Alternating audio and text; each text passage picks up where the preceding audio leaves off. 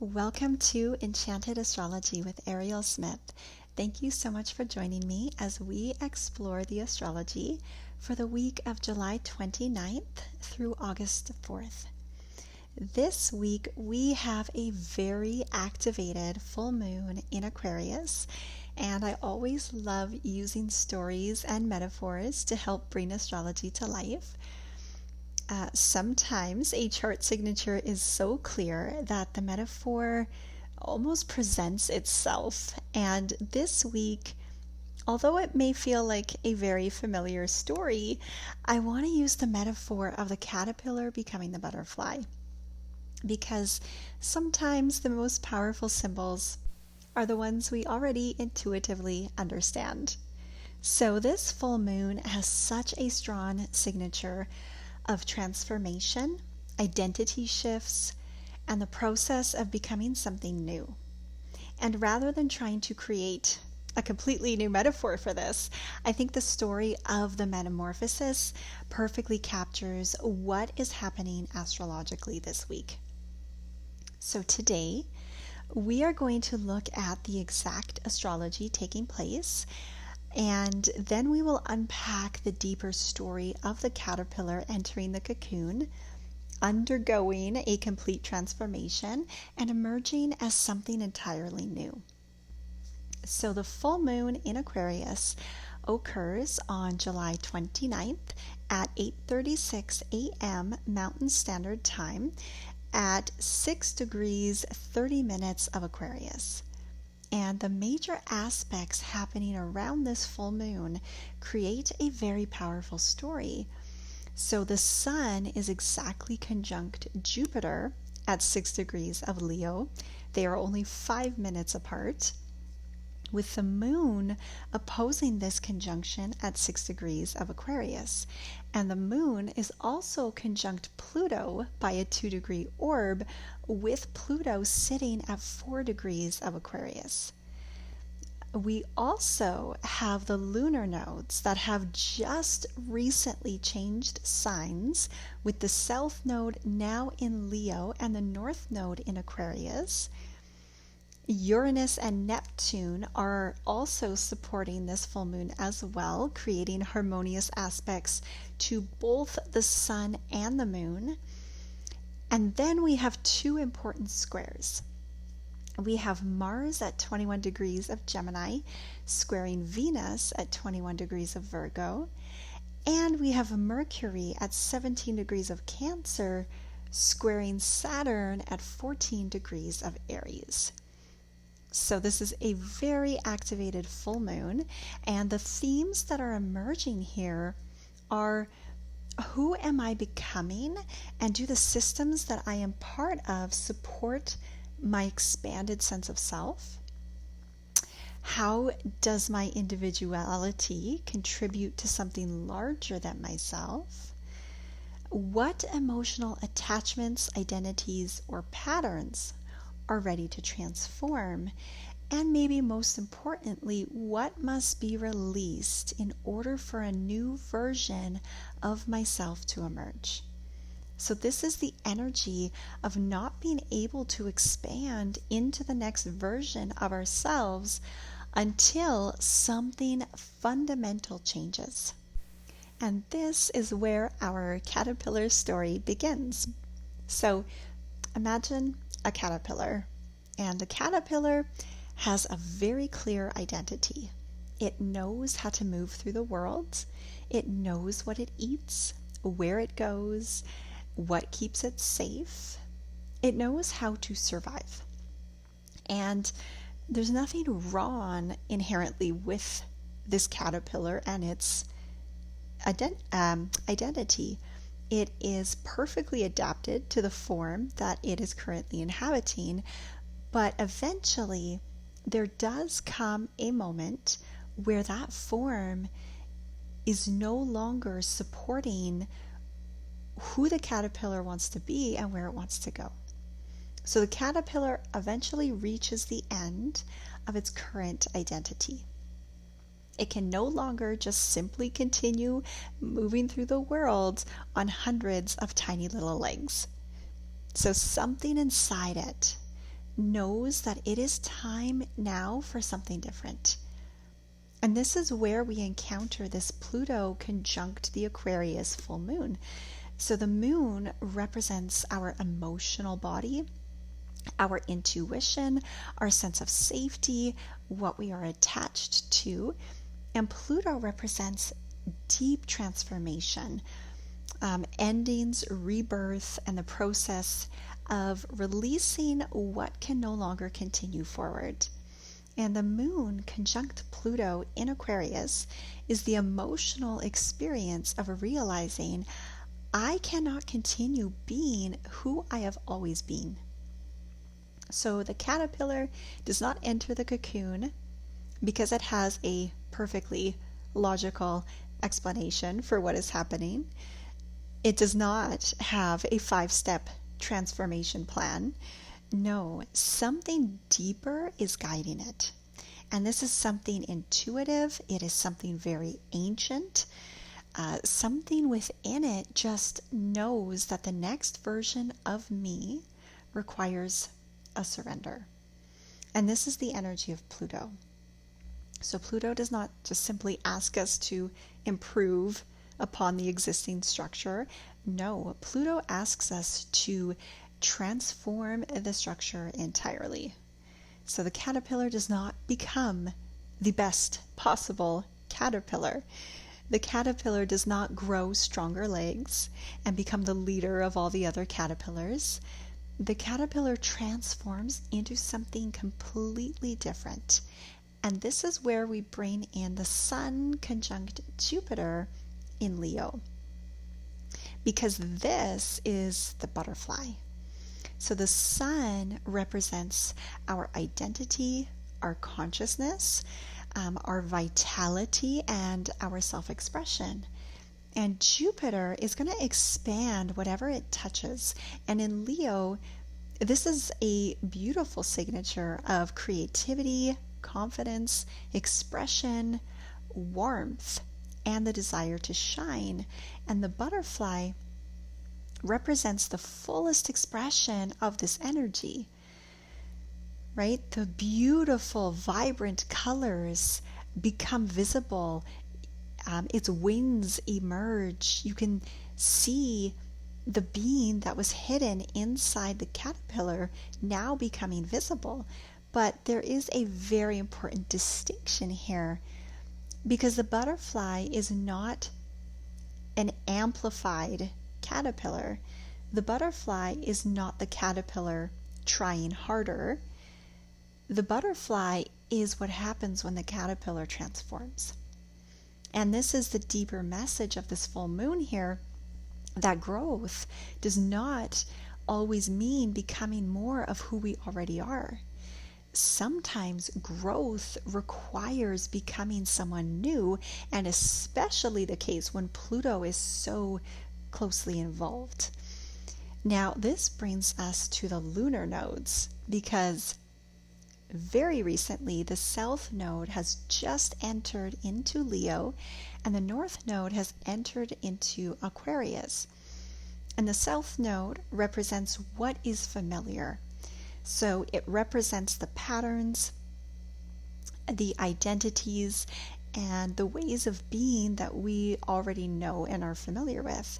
And in Leo, this is the identity of the individual. So it represents our creativity, our confidence, our desire to be recognized, and our relationship with being special or unique. So the caterpillar knows how to be a caterpillar. It knows how to express itself within its current form. And there is nothing wrong with this. Leo is a very beautiful energy. It gives us warmth. It gives us creativity. It gives us courage to be recognized. But with Jupiter conjunct the Sun in Leo, and the South Node having just shifted into Leo, there can be a temptation here to simply try to expand the old identity. So the caterpillar might say, I will become the biggest, strongest, most impressive caterpillar possible. So it's looking for more recognition, more influence, more attention, maybe more validation. But the North Node in Aquarius says, no. The evolution is not in becoming a superior caterpillar. The evolution here is becoming something entirely different.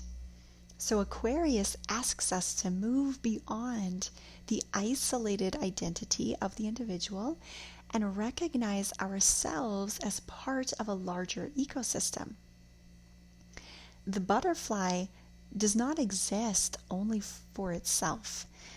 It pollinates, it connects different places, it is participating in a vast greater web of life. So the butterfly's uniqueness becomes valuable because it contributes something beyond itself. And this is the balance between Leo and Aquarius. Aquarius does not erase Leo. The butterfly still has beautiful colors. It still has its individuality. It is still expressing something unique, but that uniqueness is now serving a much larger purpose. So now let's talk about Mars and Gemini squaring Venus in Virgo, because this is the friction of the cocoon itself. So Mars and Gemini is basically this busy little caterpillar, because Mars wants movement. In Gemini, he wants exploration. He wants to gather information, try different things, and basically keep momentum and keep moving forward. Gemini energy is very curious and adaptable, so it wants options, possibilities, and here comes this Venus in Virgo that says, well, before we move forward, we need to refine what we already have. So Virgo is the energy of improvement, simplification, and practical organization. And the cocoon itself is actually incredibly Virgo-like because it is quiet, it's hidden, it's not flashy, but inside that cocoon, there is an incredible amount of work happening. The caterpillar has to break down and completely reorganize itself. It has to determine what is essential, what needs to be released, what no longer serves, what structures need to change. And Mars and Gemini can feel a bit impatient because it wants progress. It wants evidence. It wants movement and that momentum forward. And this Venus in Virgo is saying, well, transformation actually requires attention to the details. So sometimes the greatest progress is happening when nothing appears to be happening externally. You look at the outside of a cocoon and it just seems very inactive, but inside it is incredibly active. And sometimes the most important work isn't in adding more, but it's in removing what is not necessary. So the caterpillar cannot carry every leaf it has ever eaten into the cocoon. It must simplify. It must consolidate. It must allow the transformation process to happen. So it needs to surrender to that process. And this brings us to Mercury in Cancer, squaring that Saturn in Aries. The ruler of this full moon is Saturn, because I use traditional rulership, and even though I believe both traditional and modern rulership systems can offer very meaningful insight, but if we look at Saturn as the ruler of Aquarius, Saturn is currently in Aries, and Saturn in Aries represents building a new structure, building a new identity, and building a new relationship with courage, autonomy, and responsibility. But Saturn is squaring Mercury in Cancer. And Mercury in Cancer represents memory. It is our emotional history, our origins, basically the story of where we came from. And this is actually an important part of transformation, because becoming something new doesn't necessarily mean that we have to reject who we were. So the butterfly does not hate the caterpillar and think it's wrong. It does not look back and say, that version of me was wrong. Instead, it just honors the journey. So it carries the wisdom of where it came from. And the challenge is learning how to honor our origins without becoming imprisoned by them.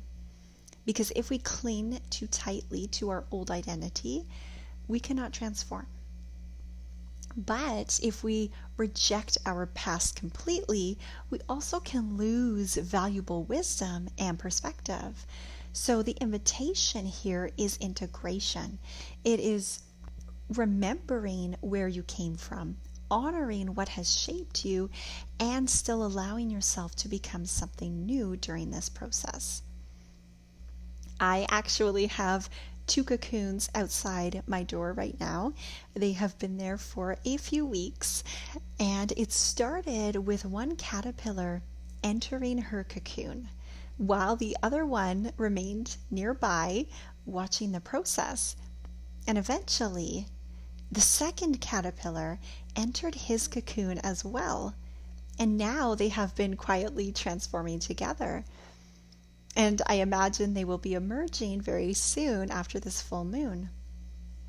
And I love this image because transformation is often quiet. It happens beneath the surface.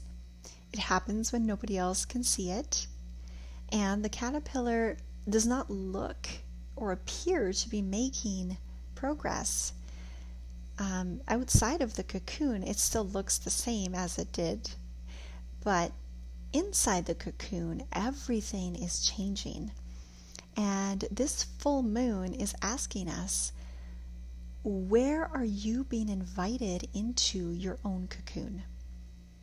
Where are you reorganizing that your old identity no longer fits? Where are you being asked to release what has been familiar in order to make space for what is emerging? So if you look at where you have Leo and Aquarius in your own chart, that axis is where these themes are likely playing out for you personally. And if you have planets or important points between 3 and 9 degrees of Leo or Aquarius, this full moon may feel especially activating for you. Now, this week's yin yoga practice is inspired by the Aquarius full moon and the process of transformation. So together we will explore the experience of releasing old identities, allowing internal reorganization to occur, and creating space for a new chapter of our lives. So like the caterpillar becoming the butterfly, we will explore how we can support our own transformation with compassion, patience, and awareness. So if you would like to work more deeply with this energy, you can find this practice in the studio at enchantedAstrology.ca. Now, as always, thank you so much for listening in. I wish you a deeply transformative and expansive week ahead, and I will be back next Wednesday with another episode.